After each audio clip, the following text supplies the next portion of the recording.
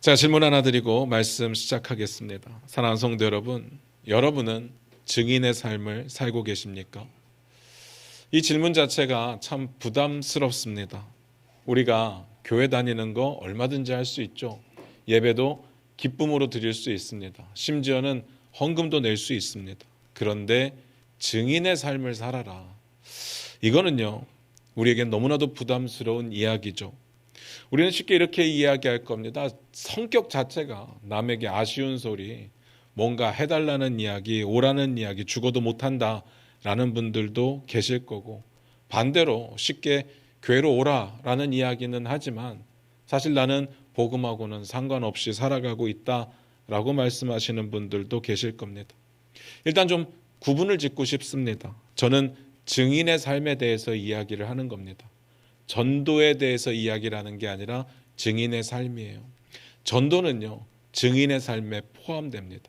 다시 말해서 증인의 삶은 우리가 말하고 있는, 소위 말하고 있는 전도보다 훨씬 더 큰 개념이라고 말씀을 드리는 겁니다. 그러니까 증인의 삶이 뭘까요? 마태가 자신의 복음서에서 계속해서 이야기했던 게 뭔지 기억나십니까? 예수님은 하나님이시다. 예수님은 하나님의 아들이시다. 예수님은 그리스도시다 였습니다. 이 내용을 마태가 계속해서 증거하고 전해오다가 이 내용이 결국 예수님의 십자가와 부활 사건을 통해서 어떤 결론에 도달하게 되느냐 하면 예수님은 하나님 나라의 왕이십니다 라는 결론으로 내려집니다. 물론 예수님께서 이미도 하나님 나라의 왕이심을 여러 차례 말씀을 하셨습니다. 물론 제자들이 자기들 멋대로 생각했던 거죠. 제자들의 생각은 그랬습니다. 이스라엘을 로마의 압제로부터 구원해주고 그 옛날 찬란했던 다윗 왕국을 다시 재건할 수 있는 군사적이고 정치적인 강력한 왕을 기대했습니다. 그런데요, 잘 생각해 보시면 예수님은 고작 이스라엘의 왕이 아니십니다. 고작 유대인의 왕이 아니십니다. 하늘과 땅의 모든 권세를 가지고 계시는 하나님 나라의 왕이시죠. 그걸 선포하셨습니다. 여기까지 우리가 계속해서 봤던 이야기죠. 알고 있습니다.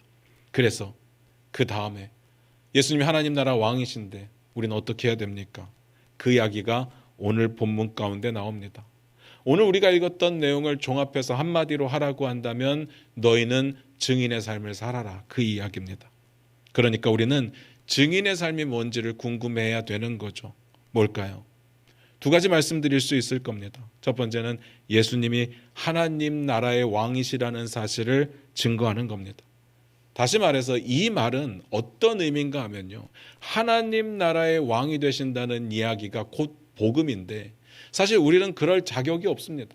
하나님 나라 백성이 될 자격이 없는데 하나님께서 우리를 사랑하셔서 하나밖에 없는 독생자 예수를 우리 죄를 대신해서 죽게 만드시고 그 자격을 주셨습니다.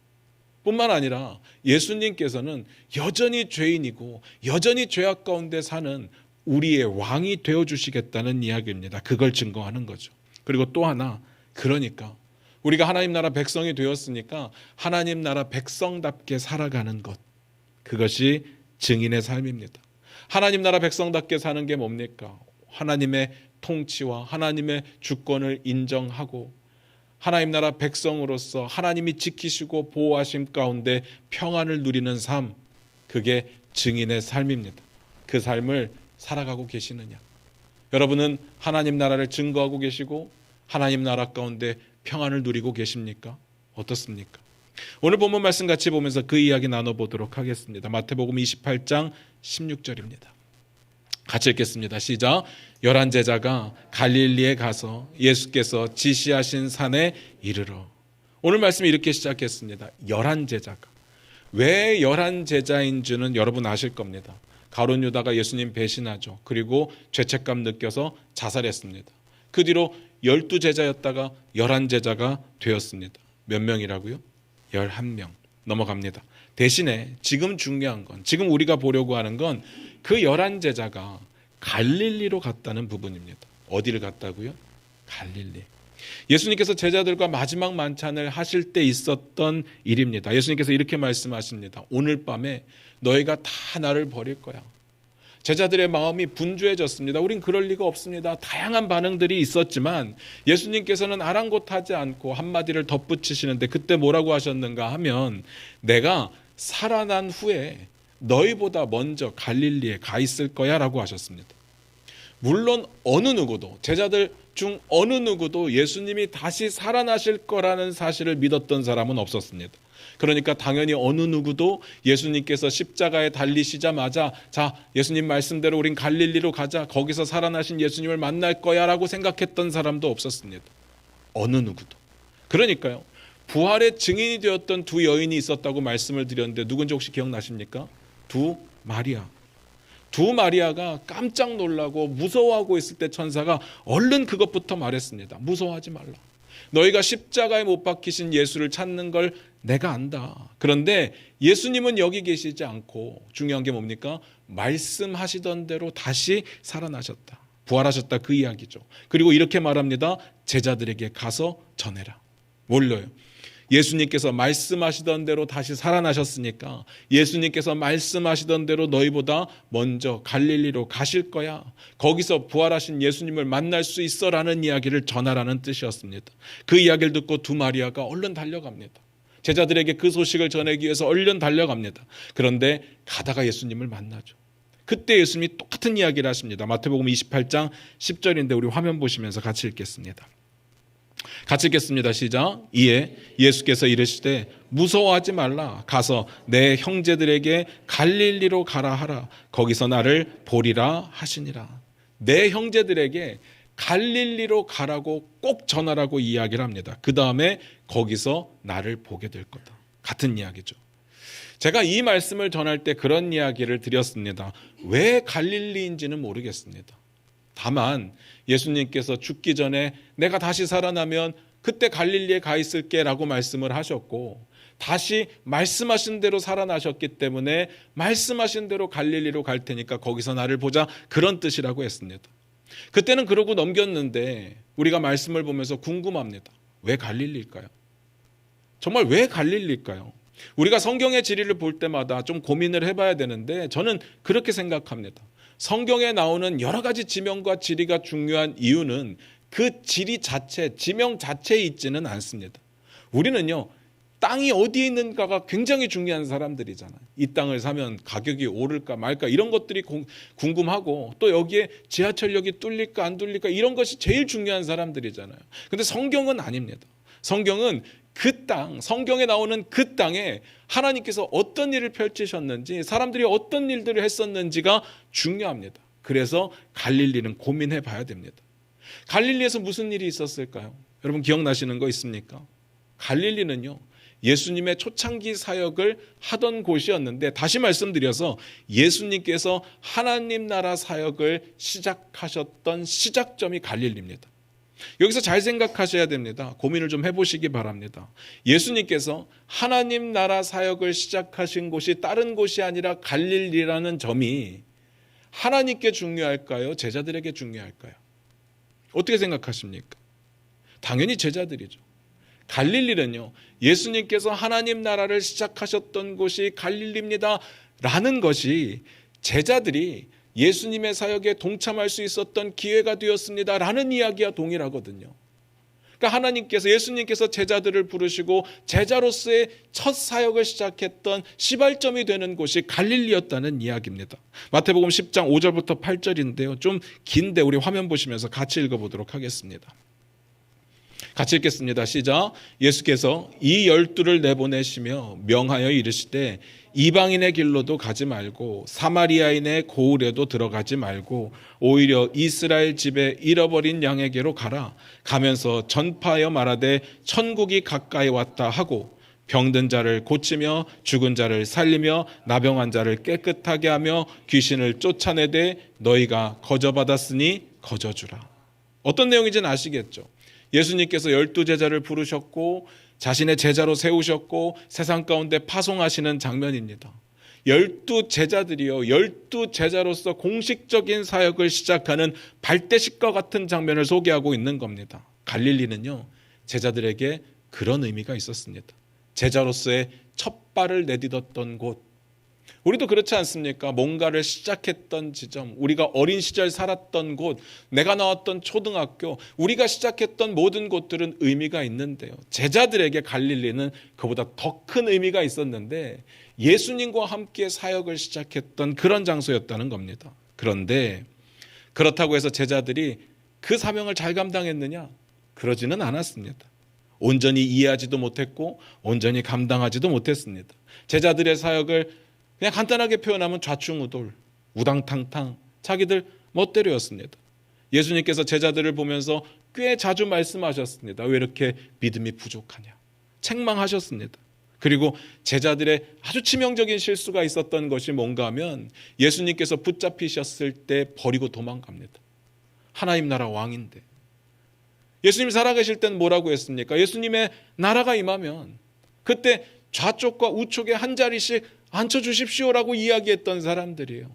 그렇게 나서서 부탁하는 사람들을 보며 화가 났던 사람들입니다. 그런데 예수님 붙잡히시니까 도망을 가요. 그리고 모른다고 부인을 합니다. 그런 제자들입니다.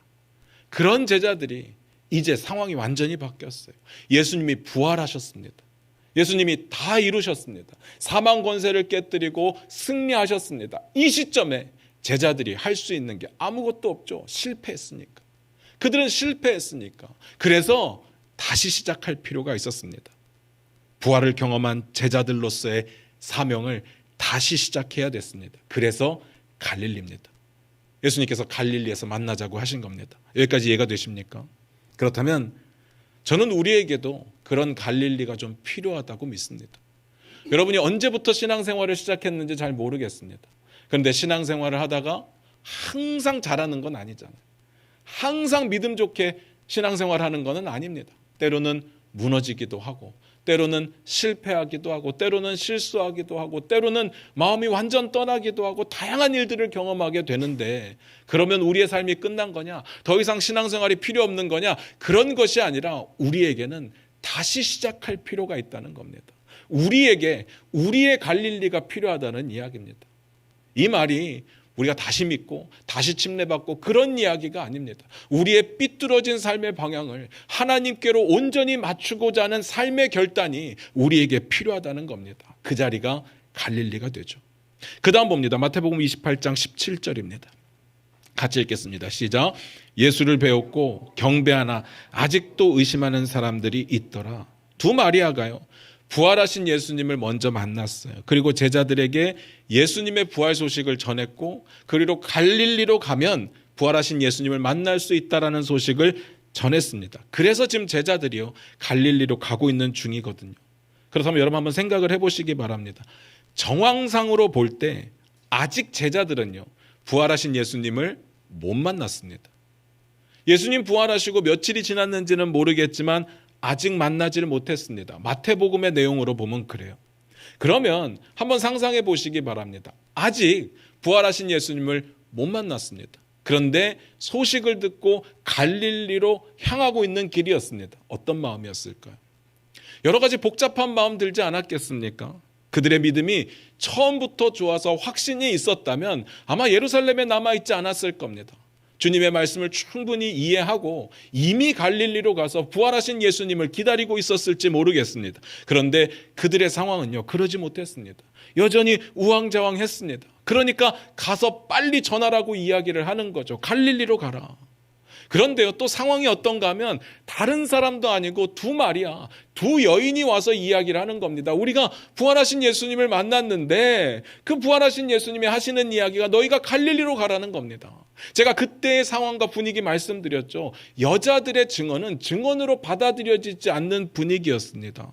그때 당시에 그 마음, 그 이야기를 듣고 그들은 어떤 마음으로 갔을까? 저는 한번 곰곰이 생각해 봤습니다. 제자들의 입장이라면 갈릴리로 가고 있는 그 심정이 어땠을까?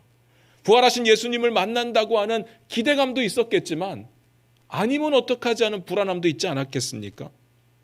가면서 분명히 그런 생각했을 겁니다. 우리가 이게 맞나? 이렇게 가는 게 맞나? 만약에 진짜라면 또 서운합니다. 아니 제자는 우리들인데 부활하셔서 가장 처음 나타나는 것이 우리들이어야 되는데 어떻게 두 마리아지? 서운하다는 마음도 들었을 겁니다. 그런 마음을 가지고 가는 거죠. 그런데 가니까 계십니다. 분명히 십자가에 못 박히셨는데 계십니다. 분명히 무덤에 장사되었다고 들었는데 계십니다. 살아나셔서 실제로 계셨습니다. 그래서 제자들이 부활하신 예수님을 처음 만났을 때 어떻게 반응하느냐? 배웠고 경배했다. 이 이야기가 우리가 자주 쓰는 이야기이기 때문에 그럴 수 있구나, 경배했겠구나 하겠지만, 우리가 마태복음을 보면서 이 이야기가 그렇게 자주 등장하지는 않았습니다. 경배한다라는 말이 언제 등장했는가 봤더니 예수님 처음 태어나셨을 때 동방의 박사들이 예수님을 찾아와서 어린 아기 예수님 앞에서 경배했다는 이야기가 나와요. 근데 그 다음부터 안 나옵니다. 그러다가 두 마리아가 부활하신 예수님을 만났을 때 그때 경배했다는 이야기가 나와요. 그리고 오늘 본문에 제자들이 경배했다는 이야기가 나옵니다. 물론 동일한 단어가 쓰이기는 했어요. 제자들이 예수님께 절하는 내용이 나오는데 그 절한다라는 이야기가 경배하다라는 이야기인데 우리말 번역이 굳이 다르게 번역한 데는 이유가 있어요. 그때 절하다라는 의미와 지금의 경배하다라는 의미는 같은 단어지만 다른 의미로 쓰인 겁니다. 이 경배는 누구에게 할 수 있느냐? 아무에게나 할 수 있는 것은 아닙니다. 왕께 경배하는 겁니다. 하나님께 경배하는 겁니다. 그러니까 이제서야 제자들이 예수님을 하나님 나라 왕으로 엎드려 경배했다는 이야기입니다. 이제서야. 그런데요, 그 와중에도 문제는 있었습니다. 그 다음에 뭐라고 기록되어 있는가 하면요, 마태복음 28장 17절 다시 봅니다. 같이 읽겠습니다. 시작. 예수를 배웠고 경배하나 아직도 의심하는 사람들이 있더라. 아직도 의심하는 사람들이 있었대요. 뭘 의심했을까요? 예수님의 부활에 대해서 의심했습니다. 잘 생각해 보면요, 이 신학자들이 이 부분에 대해서 논쟁을 참 많이 하거든요. 제자들은 의심하지 않았을 거야, 대신에 그 옆에 있던 사람들이 의심했을 거야 라고 이야기를 하지만 저 생각은 좀 다릅니다. 분명히 11 제자가 갈릴리로 갔다고 되어 있거든요. 갑자기 다른 사람들이 등장하는 것은 마태의 스타일이 아니에요. 전혀 맞지 않습니다. 그러니까 11명의 제자들 중에 여전히 예수님의 부활을 보고도 의심하는 사람들이 있었다는 이야기죠. 그러니까 그들이 갈릴리로 와야 했던 겁니다. 여전히 그들의 믿음은 완성되지 않았기 때문에. 그래서 저는 이 장면을 보면서 아니, 부활하신 예수님을 만나고도 어떻게 의심을 하지? 라고 그들의 모습을 보며 놀라기도 했지만, 그렇게 여전히 의심하는 사람들이 섞여 있는 제자들 그룹을 향해서 예수님이 어떻게 반응하느냐가 저에게는 더 큰 충격이었습니다. 그 다음 볼게요. 마태복음 28장 18절부터 20절까지 봅니다. 같이 읽겠습니다. 시작. 예수께서 나와 말씀하여 이르시되 하늘과 땅의 모든 권세를 내게 주셨으니 그러므로 너희는 가서 모든 민족을 제자로 삼아 아버지와 아들과 성령의 이름으로 침례를 베풀고 내가 너희에게 분부한 모든 것을 가르쳐 지키게 하라. 볼지어다 내가 세상 끝날까지 너희와 항상 함께 있으리라 하시니라. 바로 전 장면이 뭐라고요? 아직도 의심하는 자가 있더라. 만약에 이게 우리의 상황이라면요, 우리 가운데 아직도 의심하는 자가 있더라라고 한다면 하나님께서 우리에게 어떤 사명을 주실 때, 어떤 소명을 주실 때, 어떤 미션을 주실 때 우리의 기대는 뭔가 하면 하나님이 좀 설명을 많이 해주시고 우리를 충분히 이해시켜 주시고 우리가 충분히 납득할 수 있을 때 하나님이 명령을 주시는 게 맞다라고 생각을 합니다. 그런데 여전히 의심하는 사람들이 있는 제자들을 향해서 예수님 말씀하시는 겁니다. 너희는 가서 모든 민족으로 제자를 삼아라. 신기하지 않습니까? 놀랍지 않습니까?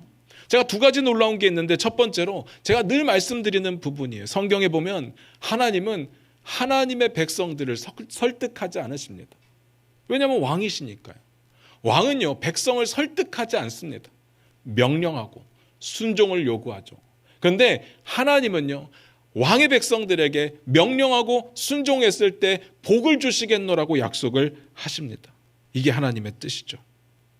오늘 상황을 보니까 하나님 나라를 세워가야 될 엄청난 명령을 의심하고 있는 제자들에게 주신 거예요.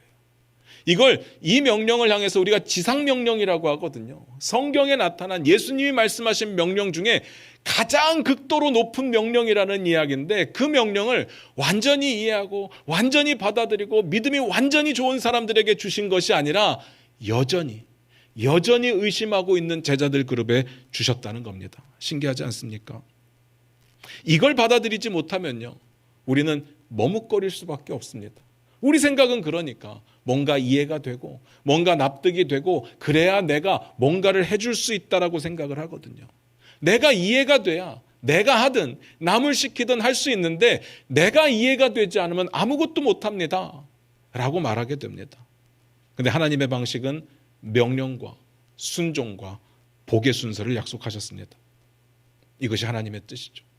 그래서 신기합니다. 지금부터 내용을 좀 볼 텐데요, 너무나도 간단하고 너무나도 쉽습니다. 그렇기 때문에 어렵지는 않아요. 다만 중요한 건 우리가 하는 걸 살아내야 된다라는 거죠. 지금부터 빠르게 봅니다. 첫 번째로, 가야 됩니다. 어디로 갑니까? 믿지 않는 자들에게. 믿지 않는 자들이 있는 곳이라면 땅끝이라도 가야 됩니다. 그들이 우리가 기다리면 올까요? 안 옵니다. 한두 명은 근처에서 찾아올 수 있을지 모르겠지만, 땅끝에 예수 그리스도의 이름을 한 번도 듣지 못한 사람들이 예수를 믿기 위해서 찾아온다는 건 있을 수가 없죠. 그러니까 가야 돼요. 너무 쉽습니다. 당연히 가야죠. 두 번째로, 제자 삼아야 됩니다. 예수님께서 제자들을 삼으셨듯이 예수님의 제자들은 또 다른 예수님의 제자를 삼아야 됩니다. 근데 여러분 기억하세요. 예수님의 제자입니다. 내 제자가 아닙니다. 뒤에 가서 더 보도록 하겠습니다. 세 번째, 아버지, 아들과 성령의 이름으로 침례를 줘야 됩니다.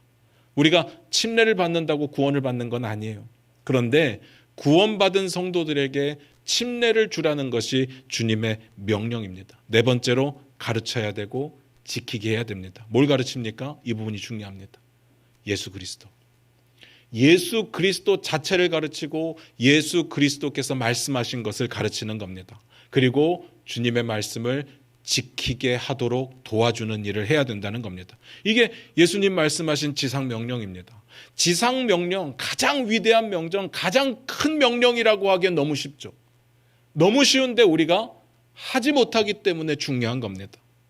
이게 예수 믿는 사람들이 부활 그 이유를 살아가는 방법입니다. 다만 몇 가지만 제가 짚어드리고 넘어가도록 하겠습니다. 첫 번째, 예수님께서 이 명령을 주시는데 그냥 주시는 게 아닙니다. 전제 조건이 있어요. 예수님의 명령을 들어보면 야, 니들이 알아서 해봐, 하다 보면 뭐 좋은 일이 있겠지 라는 막연한 이야기를 하시는 게 아닙니다. 18절에 보니까 뭐라고 기록되어 있습니까? 하늘과 땅의 모든 권세를 내게 주셨으니까.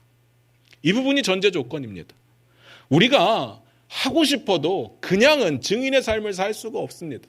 노력은 좀 해볼 수 있고 시도는 좀 해볼 수 있지만 주님의 증인으로 사는 거, 하나님 나라 복음의 증인으로 사는 것은 그냥 될 수 있는 게 아닙니다. 우리가 두려워하고 실패하는 이유가 거기에 있죠. 그런데 예수님이 말씀하시는 겁니다. 힘은 나한테 있으니까 너희는 하기만 해. 너희가 하기만 하면 내가 세상 끝날까지 너희와 항상 함께 있을 거야. 내가 할 거니까 아무 걱정하지 마. 결과는 나에게 맡겨. 그 이야기입니다. 그리고 예수님이 하늘과 땅의 모든 권세를 가지셨다는 말 그 자체가 어떤 의미냐? 결국 예수님이 하나님 나라의 왕의 권세를 가졌다는 뜻입니다. 그게 중요하죠. 이 전제 조건이 제일 중요합니다. 두 번째, 그렇기 때문에 이제부터 하나님 나라의 복음 사역의 범위가 어마어마하게 확장이 됩니다. 처음에 갈릴리에서 우리가 앞에서 봤던 내용이 있잖아요. 제자들을 파송하시는 첫 번째 발대식과 같은 그 장면을 보면 굉장히 제한적이었습니다. 다시 한번 찾아볼게요. 마태복음 10장 5절부터 7절인데 우리 화면 보시면서 같이 읽겠습니다. 같이 읽겠습니다. 시작. 예수께서 이 12를 내보내시며 명하여 이르시되 이방인의 길로도 가지 말고 사마리아인의 고을에도 들어가지 말고 오히려 이스라엘의 집에 잃어버린 양에게로 가라. 가면서 전파하여 말하되 천국이 가까이 왔다 하고. 뭐라고 했습니까?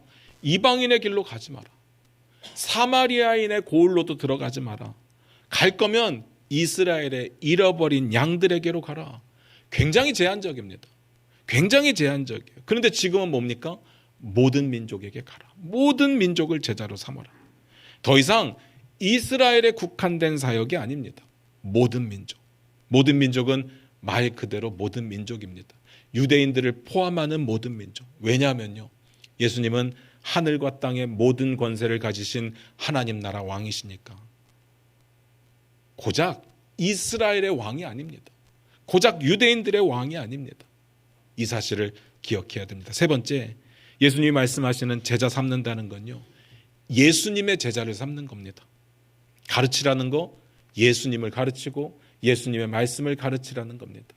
내 생각, 내 철학, 내가 배웠던 세상 지식을 가르치라는 이야기가 아닙니다. 예수님을 가르치고 예수님의 말씀을 전할 때 사람들은 그 이야기를 듣고 예수님의 말씀대로 지킬 수 있는 거죠. 많은 사람들이 착각을 합니다. 제자 삼으라고 하니까 자꾸 내 제자를 삼으려고 합니다. 교회 사역을 하다 보면 내 사람을 세우려고 합니다. 내 일꾼을 세우려고 합니다. 정말 위험합니다. 저도 목회를 해보니까 알겠습니다. 내 사람이 있으면요, 너무 좋습니다. 제가 무슨 말을 할 때 정말 내 사람이 되어서 내 일꾼이 되어서 발벗고 나서주면 너무 행복합니다. 안 그렇겠습니까? 목회가 그러면 굉장히 힘을 얻게 되고 목회자로서는 굉장히 신이 나게 될 겁니다. 제가 예를 들어서 설명을 해볼까요? 제가 오늘 강단에서 여러분 내일부터 새벽 예배 나오십시오. 그러면 여러분들이 아멘 하고 내일부터 여기 다 나오면 얼마나 재밌겠습니까? 목회가 뭐가 힘들겠습니까? 제가 여러분들에게 내일부터 하루도 빠지지 말고 우리 큐티 합시다 하면 아멘 하고 여러분들이 다 큐티하고 카톡방에 다 큐티 올리면 얼마나 신이 나겠습니까? 그런데 고민을 해보시기 바랍니다. 누가 신이 날까요? 하나님이 신이 날까요? 아니면 제가 신이 날까요? 제가 신이 나는 거예요. 내 말 듣고 움직이는 거니까. 하나님이 기뻐하시는 건요, 명령 듣고 그냥 어쩔 수 없어서 따라가는 것이 아니라, 사람의 명령을 듣고 어쩔 수 없이 순종하는 것이 아니라 하나님을 너무 사랑하니까 하나님을 갈급해하는 심령으로 하나님 앞에 스스로 나올 때 하나님이 가장 기뻐하시는 겁니다. 사람이 시켜서 사람 때문에 어쩔 수 없어서 이건 훈련의 부분에 어느 정도 필요할 수는 있겠지만 이건 신앙은 아닌 거예요. 이걸로는 되지 않는 겁니다. 기독교의 역사 가운데 한번 살펴보시기 바랍니다. 기독교가 힘을 가장 잃게 되는 것이 언제였는지, 기독교가요 정말 목숨 걸고 신앙생활하다가 그 힘을 완전히 빠뜨리게 되는 경우가 언제였는가 하면 로마의 황제가 기독교를 자신 나라의 국교로 삼았을 때, 그때부터 기독교는 힘을 잃습니다. 왜냐하면요, 왕의 명령을 듣고 교회를 다니니까요. 왕의 명령을 듣고 신앙생활 하는 척 하니까요. 하나님이 기뻐하시는 신앙생활은 그런 신앙생활이 아니라 내가 진짜 개인적으로 하나님을 사랑하고 진짜 하나님을 믿기 때문에 하나님의 말씀을 갈급해하며 하나님의 말씀 앞에 무릎 꿇는 거, 그거 원하는 겁니다. 내 제자 삼는 게 아니에요. 내 일꾼 삼는 게 아닙니다. 예수님의 제자, 예수님의 일꾼 삼는 겁니다. 그래서 예수님의 말씀을 가르치고 예수님의 말씀을 지키게 하라는 겁니다. 내용은 하나도 어렵지 않습니다. 하나도 어렵지 않습니다. 중요한 건 순종하느냐 마느냐죠. 그렇게 살아낼 거냐 말 거냐입니다. 지금부터 잘 생각해 보시기 바랍니다. 마태가 이 이야기를 왜 지금 할까요? 그 생각해 보셨습니까? 당연히 예수님께서 이때 말씀하셨으니까 지금 하겠죠. 근데 마태복음을 보세요.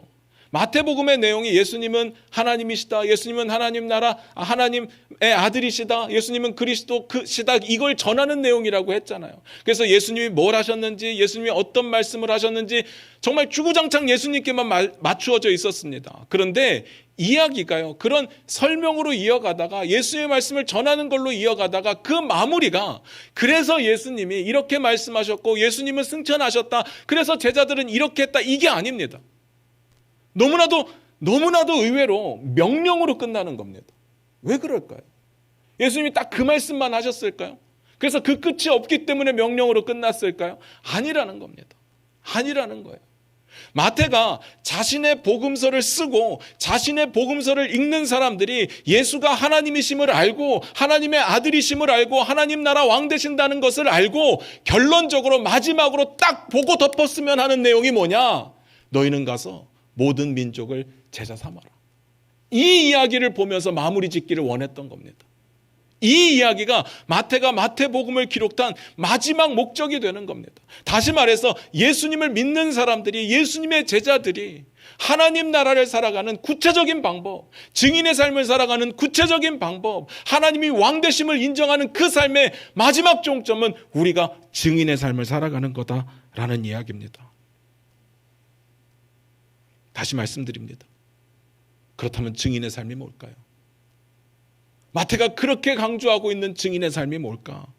예수님이 하나님 나라의 왕이 되신다는 사실을 사람들에게 알려주는 겁니다. 그리고 우리는 그럴 자격이 없는데 우리를 백성 삼아 주셨고 우리의 왕이 되어 주셨다. 이게 복음입니다. 그리고 또 하나, 그러니까 우리가 하나님 나라 백성답게 살아가야 되는 겁니다. 왕의 명령에 순종하고 왕의 통치와 주권 앞에 무릎 꿇고 그럴 때 왕이 인도하시고 지켜주시고 보호하시는 평안을 누리는 삶을 살아가야 된다. 그것이 마지막 명령이고 마지막 약속인 겁니다. 여러분들께 말씀드리고 싶습니다. 그렇게 살아가고 계십니까? 여러분의 삶이 주님의 나라 가운데 평안함을 누리고 계십니까? 말씀 마무리 짓겠습니다. 일단 우리가 증인의 삶을 살아가는 게 왜 어려운지 아십니까? 왜 어려울까요?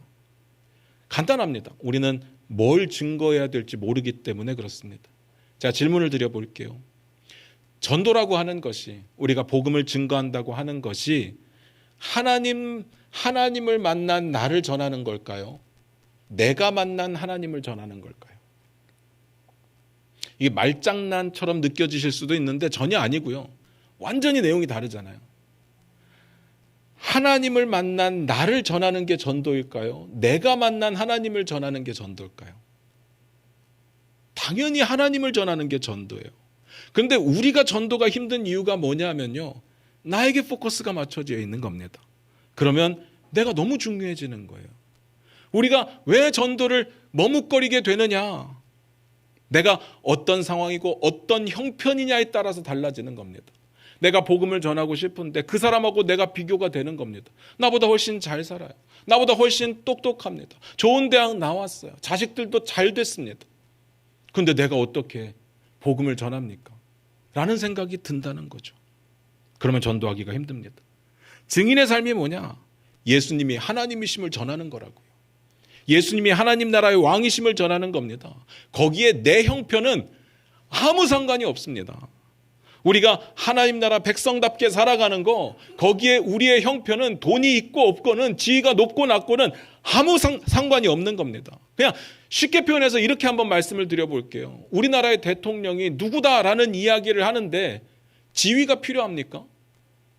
우리나라 대통령이 누구다라고 이야기를 하려면 적어도 월수입이 한 500은 돼야 됩니까?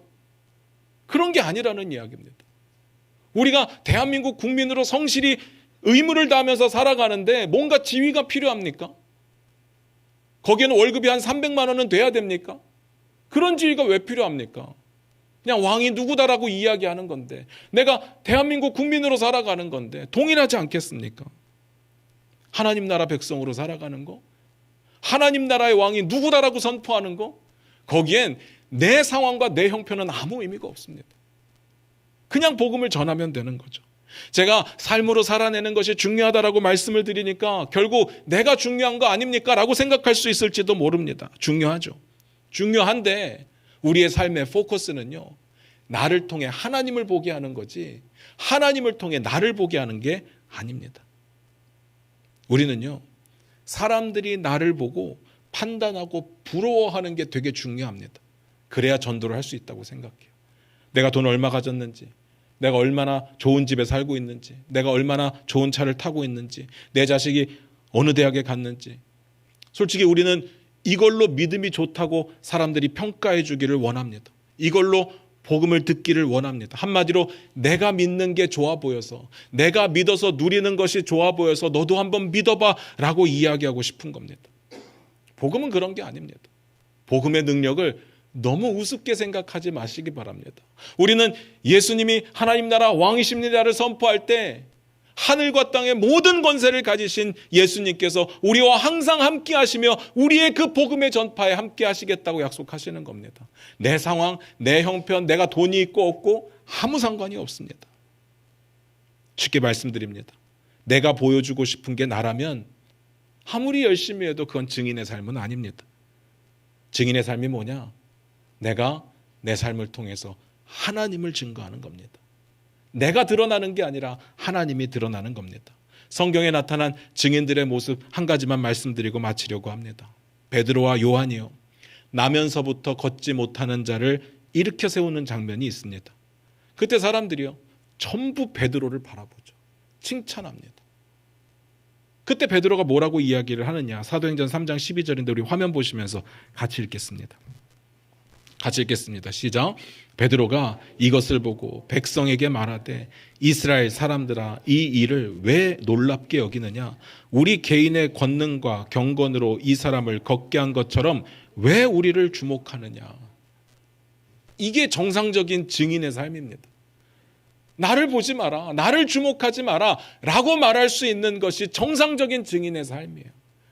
아무리 교회를 크게 하고 아무리 대단한 사역을 해도 나를 봐라, 내 말을 들어라 라고 이야기하는 사람들은 여러분 조심하셔야 됩니다.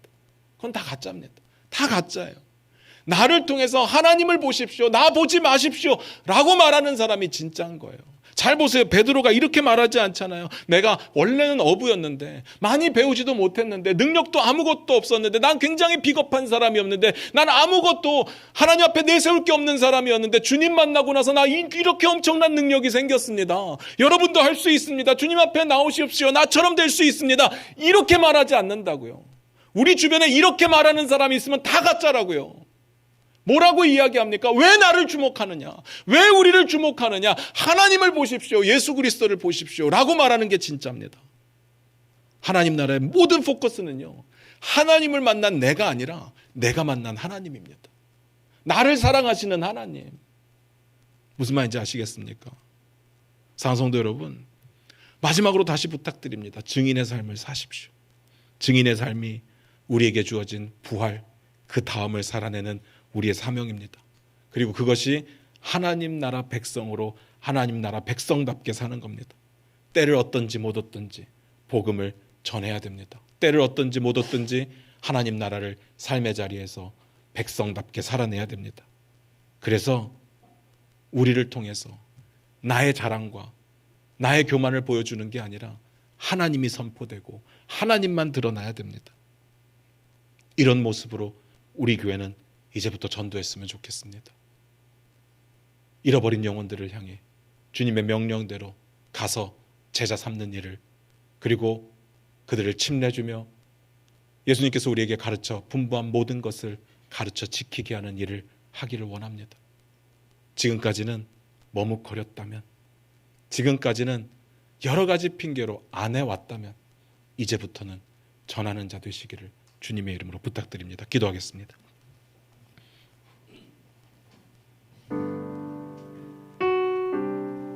우리 반주 들으시면서 잠깐 한번 기도하기를 원합니다. 내 삶을 뒤돌아볼 때 증인의 삶이 사라졌습니까? 참 많은 이유로 머뭇거리지 않았습니까? 저 사람이 나를 어떻게 생각할까? 광신자라고 생각하면 어떡하지? 그래서 좋았던 관계가 끊어지면 어떡하지? 내가 이 일로 비아냥거림을 받고 조롱을 당하면 어떡하지? 다양한 생각들이 들지 않으셨습니까? 저는 그런 생각을 해봅니다. 인간의 관계 너무 중요합니다. 사람 너무 중요하죠. 그런데 주의 명령대로 하다가 깨어진 관계, 그것을 지키기 위해서 주님의 명령을 포기하는 것이 맞을까? 내가 다른 것도 아니고, 뭐 돈 빌려달라는 것도 아니고, 나를 위해서 일해달라는 것도 아니고, 하나님 나라의 왕이 예수 그리스도라는 이야기를 했는데 나를 미워한다, 나를 멸시한다. 그런데 우리는 어떻게든 그 멸시를 받지 않기 위해서 비굴하게 그들과 좋은 관계를 맺으려고 노력하는 게 맞을까? 다시 말씀드립니다. 사람과의 관계 너무 중요합니다. 그런데 하나님과의 관계를 무시하면서 사람과의 관계만 만들어 가려고 하는 모습이 정말 하나님이 기뻐하시는 모습일까? 고민해 보셔야 되지 않겠습니까? 우리의 삶을 한번 뒤돌아보면서 결단하며 나아갔으면 좋겠습니다. 지금까지 어떤 이유에서든지 머뭇거리고 외면하고 아니면 뒤로 미뤄왔던 복음 증거의 삶, 증인의 삶을 이제는 살아내기를 원합니다. 하나님, 우리에게 모든 권세와 모든 힘을 가지신 하나님이 함께해 주시겠노라고 약속하셨으니 우리는 그저 순종할 따름입니다 라고 고백하면서 우리의 삶을 주님께 맞추겠습니다 라고 고백하는 믿음의 시간이 되기를 원합니다. 우리 다 같이 기도하며 나아갑니다. 기도하겠습니다.